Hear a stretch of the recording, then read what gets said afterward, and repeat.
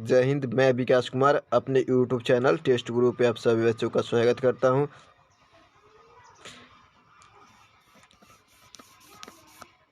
कैसे आप सभी? आज हम उम्मीद करते हैं आप सभी अच्छे होंगे और मन लगा पढ़ाई कर रहे होंगे। पिछले हम लोग बौद्ध धर्म और जैन धर्म के बारे में पढ़ लिए हैं। आज हम लोग देखेंगे लोग के मध्यकालीन भारत। इस क्लास में हम लोग मध्यकालीन भारत के बारे में चर्चा करने वाले हैं, जिसमें हम लोग देखेंगे लोग भारत में किस प्रकार अरबों का आक्रमण हुआ, क्या कारण था कि अरबों ने इस देश पर आक्रमण किया था।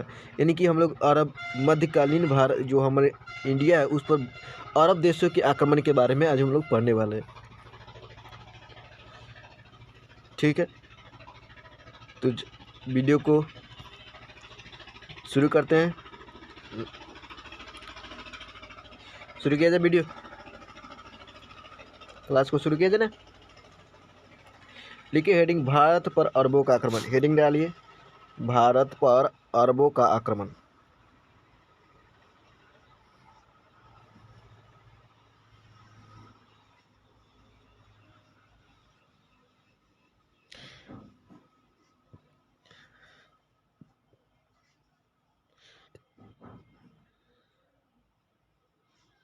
लिख लीजिए भारत पर अरबों का आक्रमण।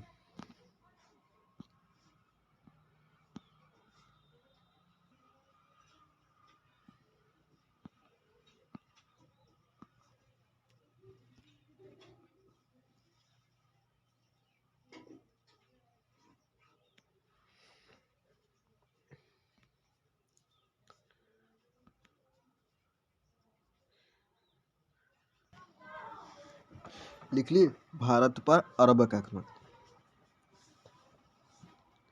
हेडिंग डाल दीजिए।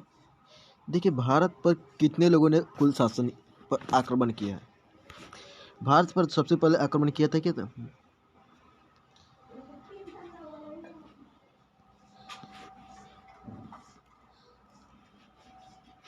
भारत पर सबसे पहले किसने आक्रमण किया था? एक पहला किया था महमूद बिन कासिम ने। भारत पर सबसे पहले आक्रमण किसने किया था? महमूद बिन कासिम ने।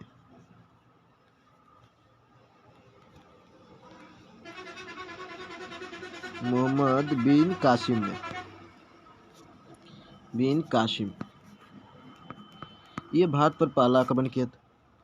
उसके बाद किया था महमूद गजनवी। इसके बाद कौन किया? महमूद गजनवी, मुद गजनी। दूसरे, उसके बाद तीसरे का आक्रमण किया मोहम्मद गौरी।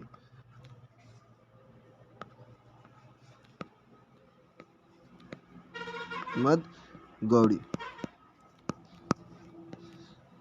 ये तीन लोगों ने भारत पर आक्रमण किया था। किस लिए? संपत्ति लूटने के लिए। तीनों का मुख्य उद्देश्य क्या था? संपत्ति लूटना।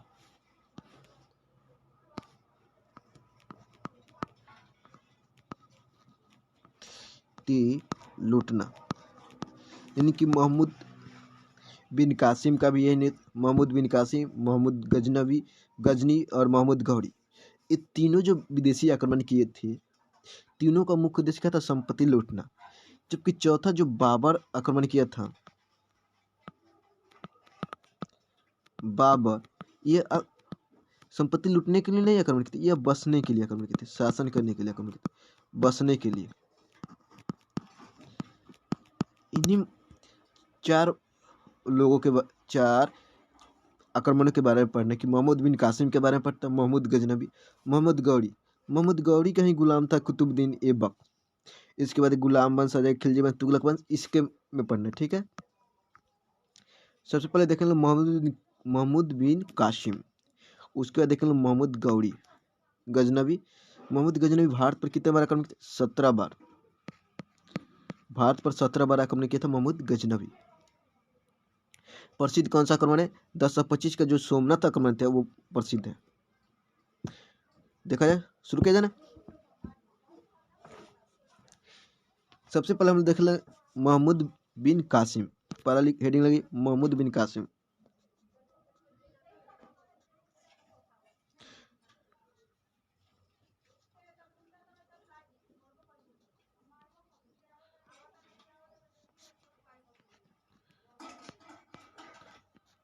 मोहम्मद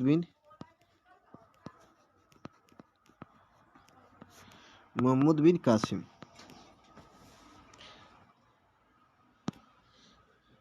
देख लिए, महमूद बिन कासिम यह भारत पर पहला सफल आक्रमण था। इनकी भारत पर कई बार दूसरे ने लेकिन पहला सफल आक्रमण किसने किया? महमूद बिन कासिम ने किया था।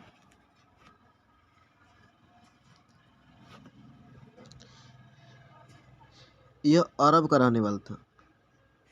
यह अरब का रहने वाला था।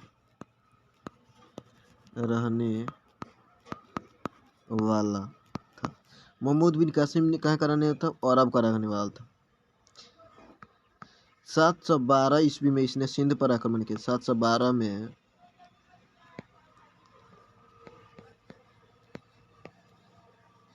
इसने सिंध पर आक्रमण किया था। सिंध पर आक्रमण करके सिंध पर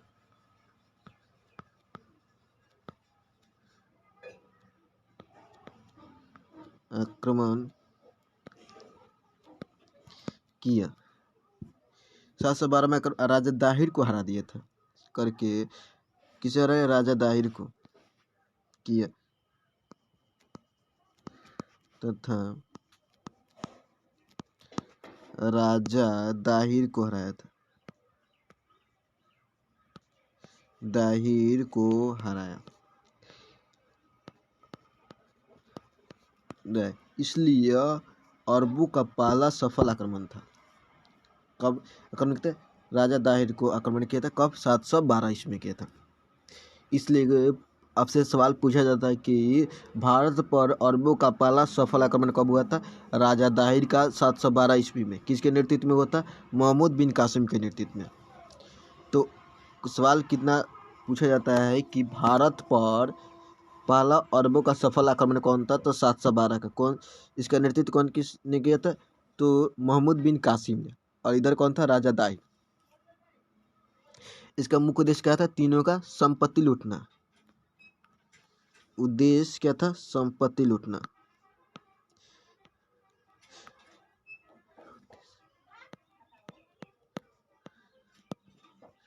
संपत्ति या दौलत लूटना। संपत्ति लूटना। इन मोहम्मद बिन कासिम का मुख्य उद्देश्य क्या था? संपत्ति लूटना। मोहम्मद बिन कासिम ने ही भारत में कौन सी प्रथा शुरू किया था? मोहम्मद बिन कासिम ने ही भारत में सबसे पहले कौन सा टैक्स लगाया था?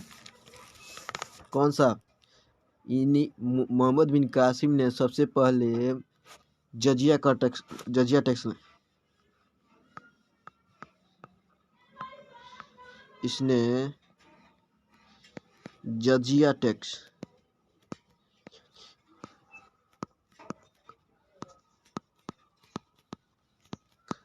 जजिया। आपसे सवाल कई बार पूछा गया कि भारत में जजिया कर किसने लगाया? सबसे पहले जजिया कर की व्यवस्था किसने लगाया था?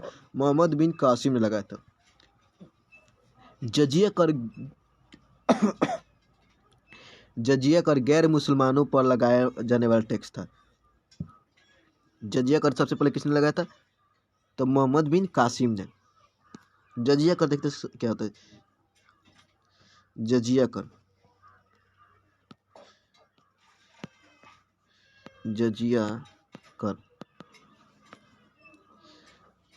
यह गैर मुस्लिम से लिए यह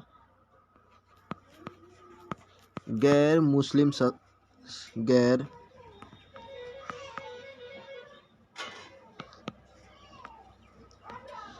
लिया जाता था। मुस्लिम से लिए जाने वाला टैक्स था।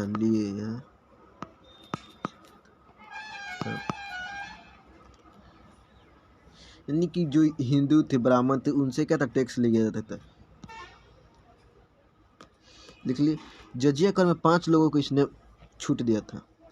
जजिया कर से 5 लोग मुक्त कौन थे? पहला था बच्चा, बूढ़ा, विधवा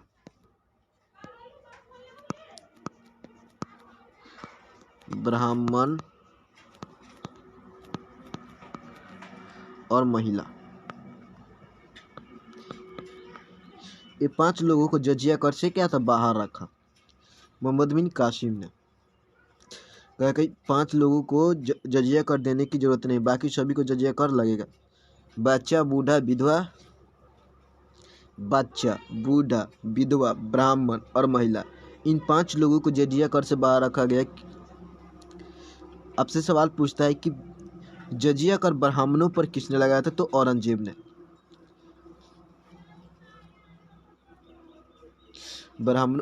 जजिया कर ब्राह्मणों पर किसने लगाया था? तो फिरोज शाह तुगलक। इसको आगे लिखवा देंगे, लिख लिए। अब देखते हैं दूसरा आक्रमण। ये तो होगा मोहम्मद बिन कासिम के बारे में। अब दूसरा देखते हैं महमूद गजनवी।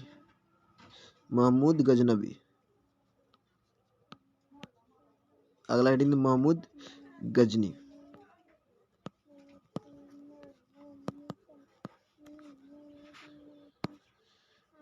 अगला कौन है? 712 में संपत्ति लूटकर महमूद बिन कासिम चला गया। उसके बाद महमूद गजनी, इसके पिता का नाम क्या था?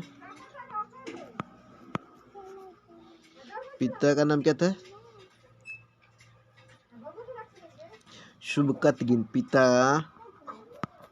का नाम क्या था? शुबकतगिन, यानी कि शुबकतगिन का बेटा था। महमूद गजनी किसका बेटा था? शुबकतगिन का बेटा कौन था? मोहम्मद गजनी। शुबकतगिन, पिता का नाम शुबकतगिन था। महमूद गजनी के पिता का नाम का शुबकतगिन का, यह खुरासन का शासक था। कहाँ? महमूद गजनी खुरासन का शासक था। खुरासन का शासक था, यानी कि अपने पिता के काल में कहाँ का शासक? खुरासन का शासन था। इसने भारत पर कुल 17 बार आक्रमण किया था।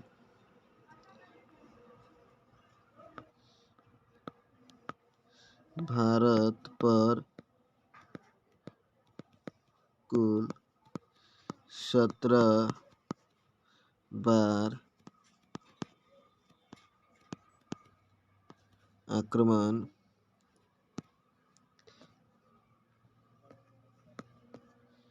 किया, यानी कि महमूद गजनी भारत पर कुल कितने बार आक्रमण किया था? 17 बार आक्रमण किया था। भारत पर कितने बार आक्रमण किया था? 17 बार। यह कहाँ का रहने वाला था? यह तुर्क का रहने वाला था, जबकि महमूद बिन कासिम का रहने वाला था? अरब का रहने वाला था। यह तुर्क का रहने वाला था।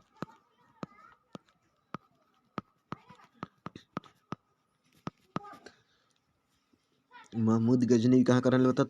तुर्क का रहने वाला था, जो 27 वर्ष की अवस्था में गद्दी पर बैठा।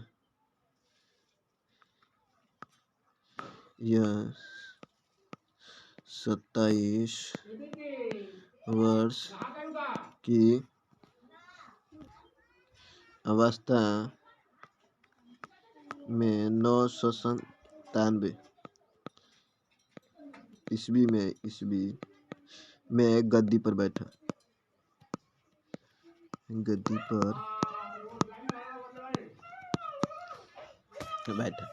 महमूद गजनी कब बैठा था? 27 वर्ष की अवस्था में गद्दी पर बैठा, और पहला सफल आक्रमण कब था? 1001 ईस्वी में किया था। भारत पर पहला आक्रमण कब किया था? 1001 में। 1001 में भारत पर पहला आक्रमण किया था।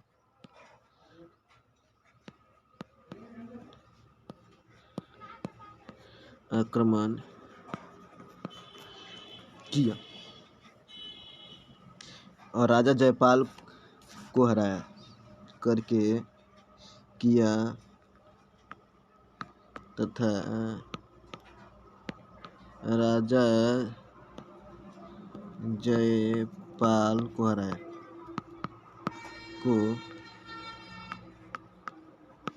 हराया। 1001 में आक्रमण किया था और राजा जयपाल को हराया था। ये नहीं पूछता। इसके बाद ये लिखिए 1025 ये पूछता है कि महमूद गजनी ने सोमनाथ पर आक्रमण कब किया था। 16वां आक्रमण वह भारत पर आक्रमण कब किया था। 16वां आक्रमण 1025 में 1025 ईस्वी में सोमनाथ पर किया।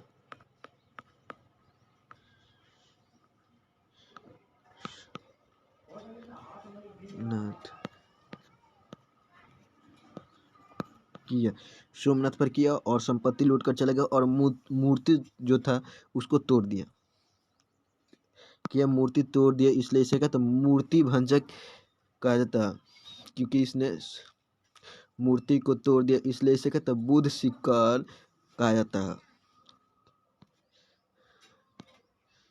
बुध शिकल क्यों कहते, क्योंकि इसने मूर्ति तोड़ दिया था इसलिए इसे, संपत्ति तो लूट कर ले गया लेकिन मूर्ति तोड़ दी इसलिए इसे बुध शिकल भी कहते हैं।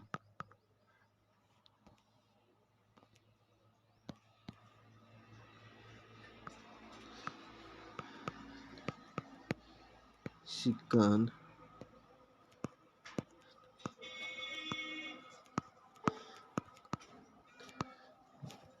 मूर्ति तोड़ दिया। 16वां आक्रमण था 1025 में सोमनाथ पर आक्रमण किया। बुध शिकल कहते थे क्योंकि मूर्ति तोड़।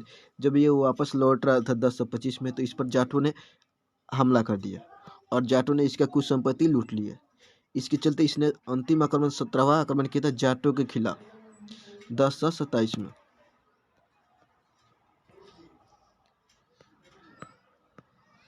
पुनः 1027 में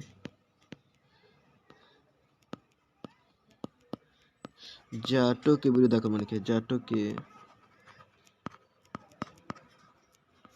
खिलाफ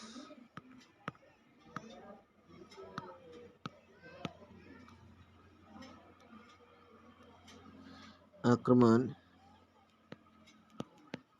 किया। समझ गए। कब किया था। 1025 में आक्रमण किया था।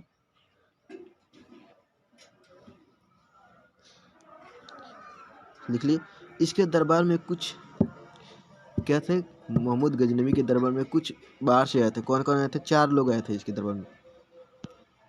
4 व्यक्ति कौन कौन थे। महमूद गजनी के दरबार में 4 व्यक्ति कौन कौन थे। अलबरूनी,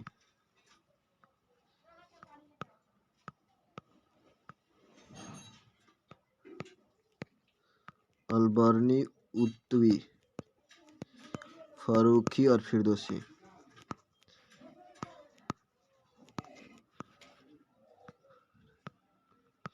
तथा फिरदौसी।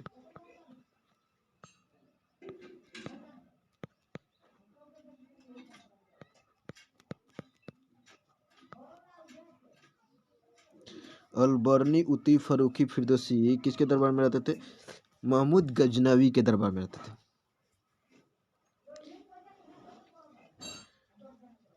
अलबरनी, उतवी, फरूखी, फिरदौसी किसके दरबार में। महमूद गजनवी के दरबार में रहते थे। अलबरनी, उतवी, फरूखी, फिरदौसी किसके दरबार में रहते थे। अलबरनी, उतवी, फरूखी, फिरदौसी किसके दरबार में रहते थे। महमूद गजनवी के दरबार में रहते थे। कौन कौन। अलबरनी, उतवी, फरूखी, फिरदौसी ये 4 व्यक्ति महमूद गजनी के दरबार में रहते थे। बस इससे ज़्यादा आपसे सवाल नहीं पूछा जाता। पहले देख लो हम लोग महमूद बिन कासिम। महमूद बिन कासिम देख लिए।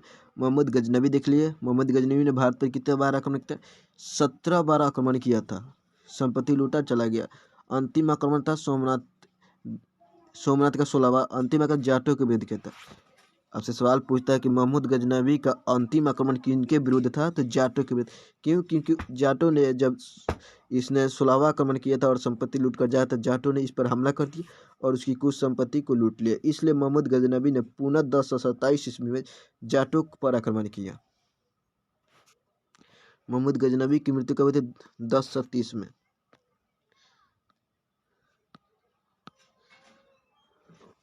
महमूद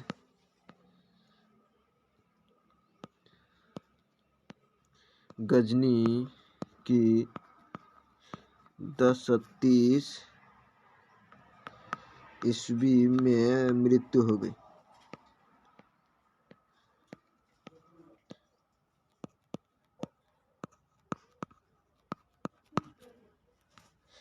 समझ गए। और ये हुआ मोहम्मद गजनवी की किसे खत्म। अब बात है महमूद गौरी।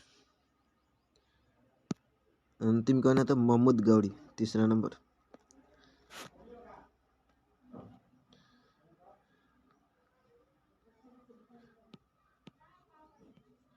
महमूद गौरी ये भी कहाँ का था, तुर्क का। महमूद गौरी कहाँ का रहने वाला था, तुर्क का ये भी था। महमूद गौरी कहाँ का रहने वाला था, ये भी तुर्क का रहने वाला था। इसका पूरा नाम क्या था, मोइनुद्दीन मोहम्मद बिन गौरी नाम था। पूरा नाम क्या था,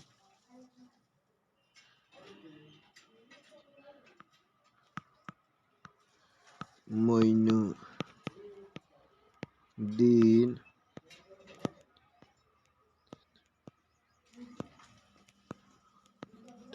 मोहम्मद बिन श्याम। मोइनुद्दीन मोहम्मद बिन श्याम।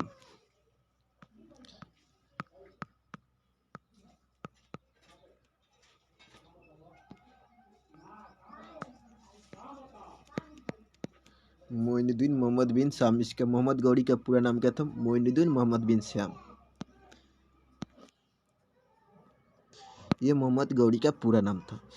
इसने भारत पर पहला सफल आक्रमण कब किया था, 1178 में गुजरात के पाटन में आक्रमण किया था और वहां के शासक भीम द्वितीय ने गौरी से पूरी तरह पराजित हुआ।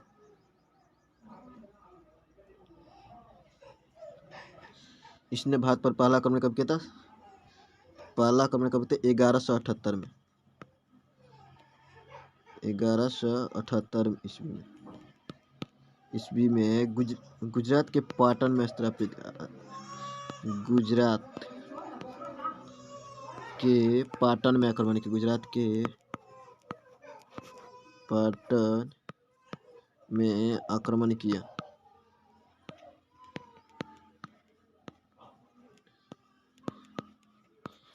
यह तथा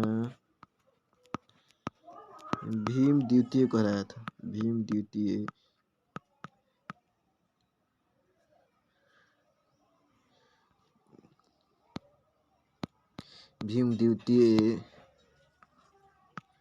ने इसे बुरी तरह से पराजित कर दिया। इसे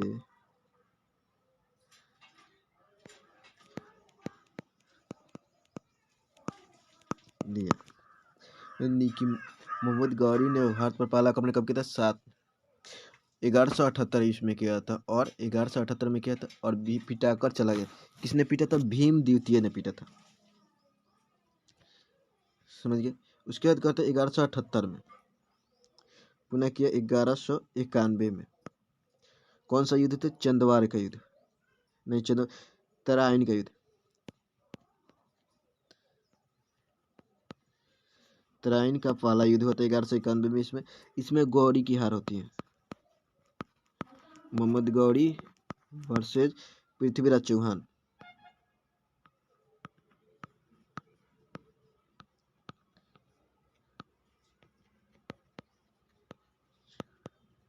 इसमें भी क्या, तो मोहम्मद गौरी की पराजय हो जाती है। मोहम्मद पृथ्वीराज चौहान जीतते और मोहम्मद गौरी हार जीते। पुनः एक साल बाद इंतजार करता और पुनः 1192 में आक्रमण करता है। 1192 में आक्रमण करता है। तराइन का द्वितीय युद्ध होता है। तराइन का क्या होता है, सेकंड युद्ध होता है। इसमें क्या था, मोहम्मद गौरी जीत जाता है।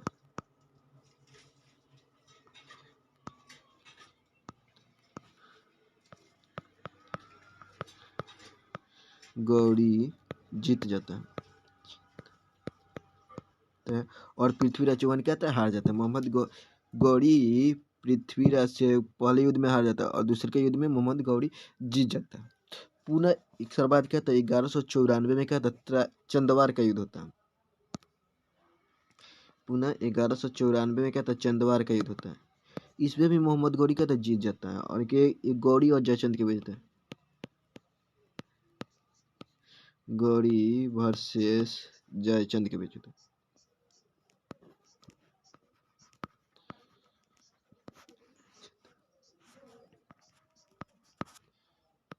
जयचंद के बीच होता है। बीच इसमें क्या था, मोहम्मद गौरी जयचंद क्या था हार जाता है, और मोहम्मद गौरी क्या था जीत जाता है। इसके बाद मोहम्मद गौरी भारत पर शासन कर लेता है, और इसी क्रम उसकी मृत्यु कब होती है, 1206 में मोहम्मद गौरी की मृत्यु हो जाती है। 1206 में क्या था, इसकी मृत्यु हो जाती है। मोहम्मद गौरी की मृत्यु कब हो जाती है, 1206 में मृत्यु हो जाती है। मोहम्मद गौरी की मृत्यु कब होती है, 1206 में मोहम्मद गौरी की जब मृत्यु हो जाती है, तो इसके 4 गुलाम थे। इसी में से एक गुलाम का था कुतुबुद्दीन ऐबक, जो उसका पहले गुलाम था, बाद में उसकी बेटी से शादी कर ली और उसका दामाद बन गया मोहम्मद गौरी। और उसने किस वंश की नींव रखी, तो गुलाम वंश की। ऐबक के 4 गुलाम कौन थे, ऐबक के गुलाम कौन, ऐबक इसके गुलाम का नाम क्या था, 4 गुलाम थे। इसके 4 गुलाम कौन थे, इसके 4 गुलाम थे, 4 गुलाम थे। पहला का नाम क्या था, ऐबक, कुतुबुद्दीन ऐबक।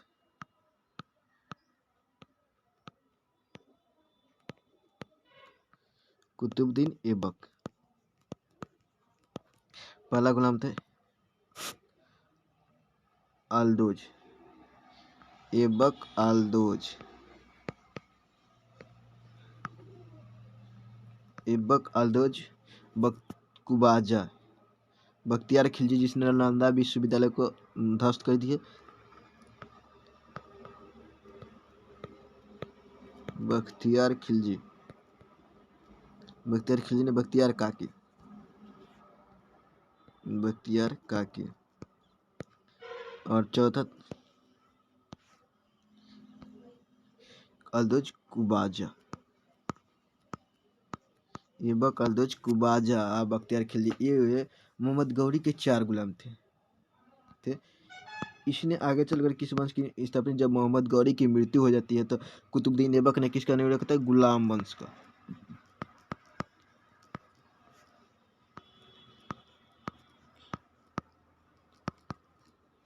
समझिए कि गुलाम वंश की स्थापना कैसे हुई। तो कुतुबुद्दीन ऐबक ने अब किसकी स्थापना कर दी, गुलाम वंश की।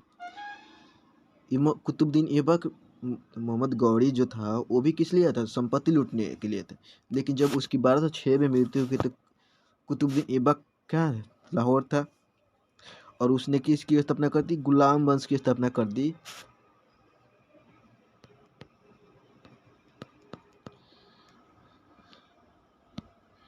गुलाम वंश। तो समझिए गुलाम वंश का नाम गुलाम वंश क्यों रखा, क्योंकि इसमें जितने भी वंश थे सभी क्या थे, किसी न किसी के गुलाम थे। सभी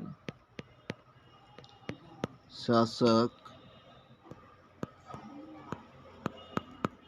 गुलाम थे, यानी कि गुलाम वंश में जितने भी शासक है वो किसी न किसी के गुलाम थे, इसलिए इसे गुलाम वंश कहा जाता है। समझ गए, गुलाम वंश। इसके बाद कुल 5 वंशों ने शासन किया है। उसका ट्रिक क्या है,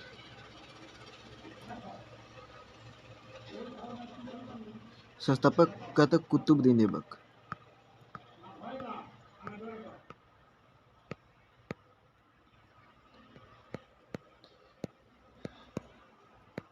कहता संस्थापक।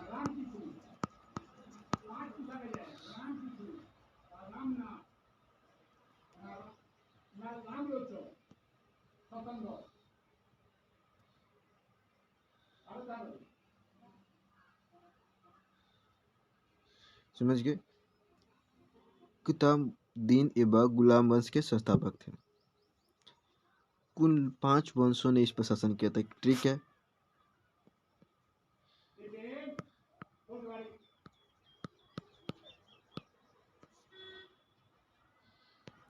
गुलाब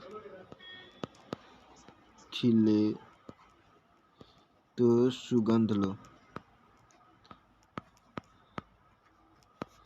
सुगंध लो। ये कुल 5 वंशों ने, गुलाम वंश से करें, गुलाम वंश, खिले से खिलजी वंश, तू से तुगलक वंश, स से सैयद वंश, लोदी वंश।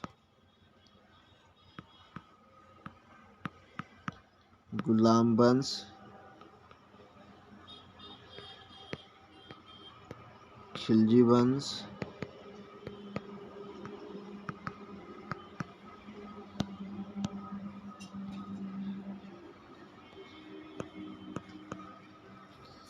तुगलक वंश,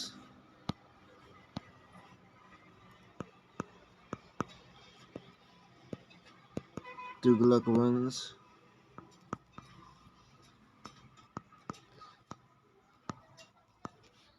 सैयद वंश, अंतिम है लोदी वंश।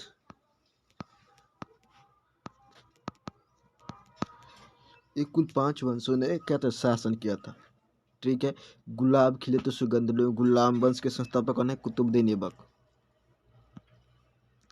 इसके संस्थापक कुतुबुद्दीन ऐबक। खिलजी वंश के संस्थापक अलाउद्दीन खिलजी, नहीं थे जलालुद्दीन खिलजी। खिलजी वंश के संस्थापक जलालुद्दीन। तुगलक वंश के संस्थापक था गयासुद्दीन तुगलक। सैयद वंश के संस्थापक खिलजी खान। लोदी वंश के संस्थापक बहलोल लोदी।